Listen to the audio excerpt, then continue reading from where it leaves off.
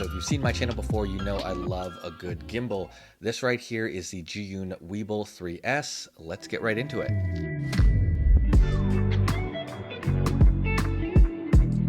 Hey everyone, welcome back to the channel. If you're new here, my name is Desmond. I make content about tech and travel gear.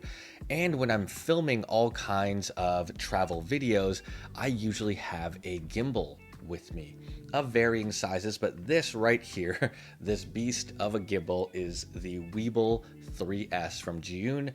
And this right here is my A7R5 with my 24 to 70 millimeter G Master Mark II, and this thing is handling it like a champ. So today we're going to talk all about this gimbal, features, function, and what sets it apart from some of the other options on the market. So let's just start with the unboxing experience. I filmed this a little bit earlier to give you guys a look at what it's like to get this thing in the mail. First thing you're probably going to notice is this is a pretty big box, and it's because this is a large gimbal. It's compact, relatively speaking, but it's large for a lot of the other options out there. Not only that, but the gimbal also includes a carrying case. This thing is massive. I've had people refer to it like a beach bag. This is just a huge duffel bag. It opens up down here so you can throw in your different accessories, and then the gimbal goes in this top compartment. Now that we've done the unboxing, let's sit down and talk about the gimbal and the features itself. First thing I want to do though is just show you again the carrying case. This thing is huge, again, because the gimbal is so large. It looks like a beach bag or honestly a duffel bag.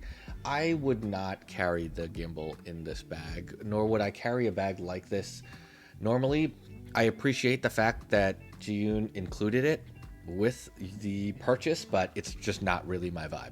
But if you do plan to use it, know there's a bottom compartment for accessories, batteries, all kinds of things you can throw in here, not just gimbal related, and then the top will fit the entire collapsed gimbal. With that out of the way, let's talk about the gimbal and the features. First thing you're going to notice here is my A7R5 and the 24 to 70 G Master Mark II. Now, Zhiyun does not publish an actual payload weight. It just gives you a bunch of camera body and lens combinations to give you an idea of what it can hold. But this is my largest and heaviest combo. So it can hold this and it can balance this really, really well. Obviously, the entire package weighs pretty heavily, but we've got a wrist rest here and we have an additional handle. I'll talk about that later. But overall, this balances no problem, like no challenges. I don't hear the motors struggling at all. This thing is rock solid. And just like other gimbals, it has standard modes: pan follow, pan tilt follow, follow, lock. We've got a vortex mode as well as a POV mode.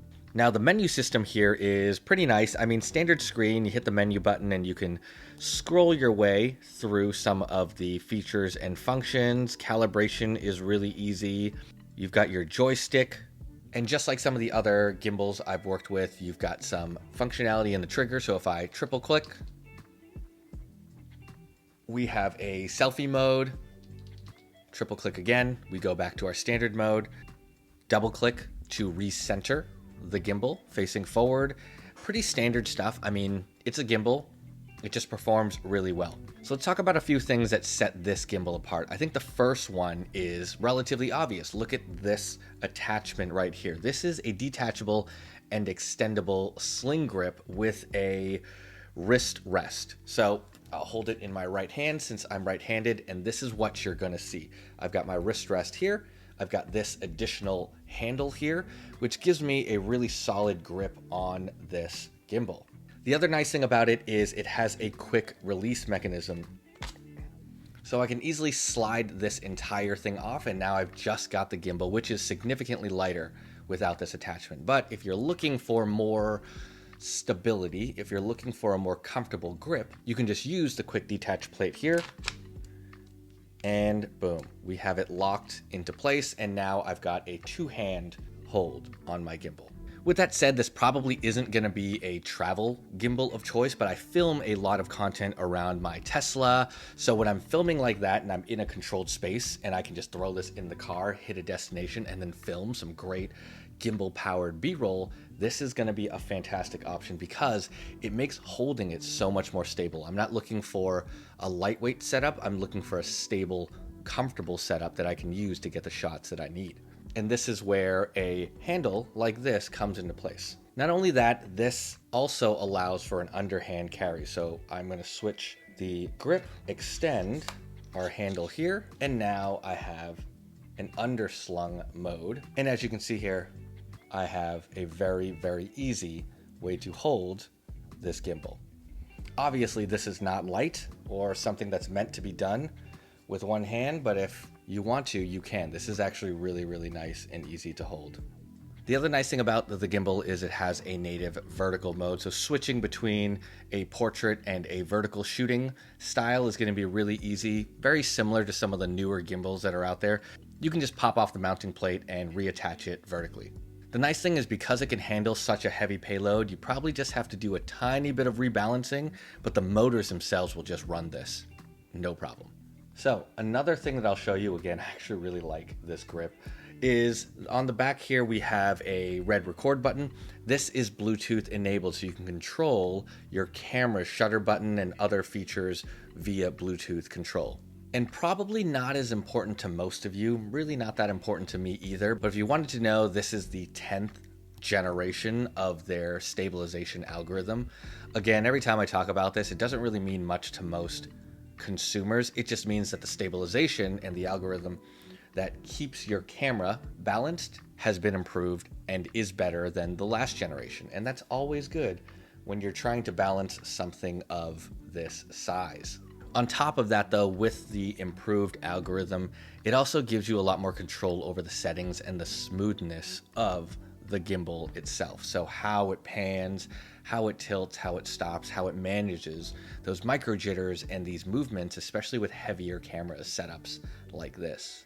Next question most people have is, for a camera of the size and a gimbal of the size, what is the battery life? This thing comes in at about 11 and a half hours of battery life, which isn't the worst, and it's not the best though of gimbals I've worked with, but I think it's plenty for most people. It's definitely going to be plenty for me. Because again, like I said, if I'm filming things for Tesla, if I'm filming things related to travel, I'll pack this in the car, get to my destination, film a bunch of quick, simple shots with the gimbal, and then pack it away. I have charging, I have cables in the car. Battery is never really a problem for me, but 11 and a half hours is plenty for my use cases. I'm not doing full day shoots. All right, now those are just a bunch of details on the spec sheet, but let's talk about the experience actually using this gimbal. I mean, I gotta say, overall, this is a really well-balanced gimbal, and not in the sense that it balances the camera. Yes, it does that, but balanced in value, in features, in functionality, in build quality, and versatility. Because first off, this is one of my largest gimbals. I have a DJI RS3 Mini. I also have a Hohem MT2.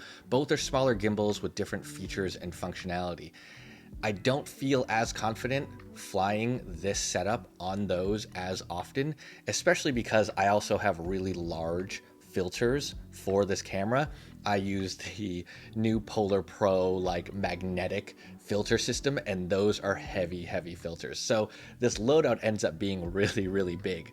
But with that said, when I'm flying such a large setup, the wrist support and the handle are fantastic. And it makes using something of this size a lot more pleasant versus flying such a heavy setup on one of my smaller, more compact gimbals, which is great. The footprint is tiny, but the experience of using it is different.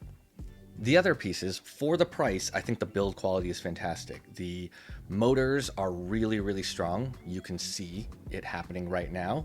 The features and function as a part of like the menu system are also great. They're versatile. You have all the standard modes. You have a lot of control over the individual settings. So the motor strength, tilt, pan, all of those different angles, and then the Bluetooth control gives me things that I have in some of my other newer gimbals. Overall, for the price, you're getting something that's going to perform really well. Because again, you've got scroll wheels here, you can adjust the tilt. This is really, really cool.